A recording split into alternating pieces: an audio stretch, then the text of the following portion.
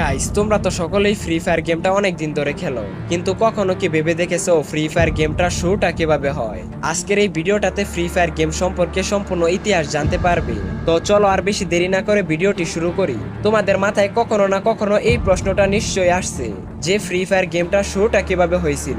Free fire এই গেমটি Garena নামের সিঙ্গাপুর ভিত্তিক একটি কোম্পানির পক্ষে ডেভেলপমেন্ট করা হয়। গেরিনা প্রথমে গেম পাবলিশিং কোম্পানি হিসেবে পরিচিতি পায়।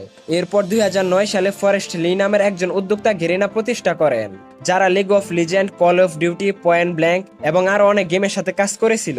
ফ্রি ফায়ার গেমের আইডিয়াটা আসে প্রথম 2017 সালে, যখন গেরিনা বুঝতে পারে মোবাইল গেমিং বাজারে বেশ বড় সুযোগ রয়েছে। তখন তারা এশিয়ার অন্যান্য জনপ্রিয় গেমের সঙ্গে প্রতিযোগিতা করতে শুরু করে এবং অবশেষে 2017 সালের 4 ডিসেম্বর ফ্রি ফায়ার গেমটি অফিসিয়ালি রিলিজ হয়। ফ্রি ফায়ার গেমের উন্নয়ন ও প্রথম রিলিজের চ্যালেঞ্জ। ফ্রি ফায়ারের ডেভেলপমেন্ট অনেকটাই চ্যালেঞ্জিং ছিল। গেরিনা যখন এই গেমটি প্রথম তৈরি করতে শুরু করেছিল, তখন এই লক্ষ্য ছিল কম রিসোর্স ও কম বাজেটের মধ্যে গেমটিকে অপটিমাইজ ও জনপ্রিয় করা। প্রথমে গেমটি খুব একটা জনপ্রিয়তা পায়নি, কারণ তখন পাবজি মোবাইল ও 49 বেশ জনপ্রিয় ছিল। তবে গেরিনা বুঝতে পারে তাদের সফলতা এইভাবে কোনোদিনই আসবে না। এরপর তারা গেমটিকে কম দামের স্মার্টফোনেও যাতে চলতে পারে সেই উপযোগী করে তোলে। গেমটিকে এমন ভাবে অপটিমাইজ করে যাতে 1 GB র্যাম বা তার কম শক্তিশালী ফোনেও যাতে অনায়াসে ব্যবহার করা যায়।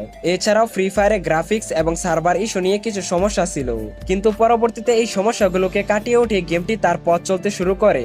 এটি এমন ভাবে ডিজাইন করা হয়েছিল যাতে লো এন্ড স্মার্টফোনের মালিকরা খুব সহজে এই গেমটি খেলার সুযোগ পায়। তখন গেমটা লো এন্ড ডিভাইস থাকা সত্ত্বেও গেমটা খেলে মনের মধ্যে একটা শান্তি পাওয়া যেত। ফ্রি ফায়ারের জনপ্রিয়তা 2018-19 সাল থেকে 2018 সালের মাঝামাঝি সময়ে ফ্রি ফায়ারের জনপ্রিয়তা দ্রুত বাড়তে থাকে। বিশেষ করে গেমের ছোট সাইজ 400-500 MB, লো এন্ড স্মার্টফোনেও খেলার সুযোগ সুবিধা এবং নতুন নতুন ইভেন্ট ও স্কিন যুক্ত হওয়ার ফলে ফ্রি ফায়ারের দারুণ জনপ্রিয়তা তৈরি হয়। আর আস্তে আস্তে মানুষজন ফ্রি ফায়ার গেমটা খেলা শুরু করে দেয়। এরপর 2019 সালে free fire world cup FFWC চালু করে, যা গেমটিকে আন্তর্জাতিক পরিসরে পৌঁছে দেয়। গেমটির প্রতি প্লেয়ারদের ভালোবাসা ও দৃষ্টিভঙ্গি পাল্টে দেয় এবং তারা অনেক বেশি আকৃষ্ট হতে থাকে গেমটার মাধ্যমে।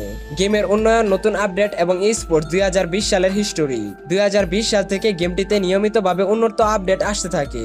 বিশেষ করে ফ্রি ফায়ার ম্যাক চালু করার মাধ্যমে গেমটির গ্রাফিক্স এবং প্লেয়ারদের অভিজ্ঞতা আরো উন্নত করা হয়। তাছাড়া নতুন নতুন ক্যারেক্টার যেমন ডিজে আলোক, ক্রোনো এবং পোষাপানি সিস্টেম যুক্ত করা হয়।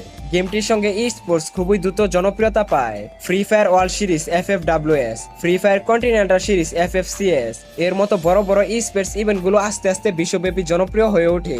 ফ্রি ফায়ারের জনপ্রিয়তা থাকা সত্ত্বেও কিছু বিতর্ক ও চ্যালেঞ্জের সম্মুখীন হতে হয়। ভারতে ফ্রি ফায়ার ব্যান হওয়া ছিল একটি বিতর্কের কারণ। 2022 সালে ভারত সরকার সাইবার নিরাপত্তার কারণে ফ্রি ফায়ার গেমটিকে ব্যান করে। এছাড়া পে টু উইন নিয়ে কিছু সমালোচনা উঠেছে, যেখানে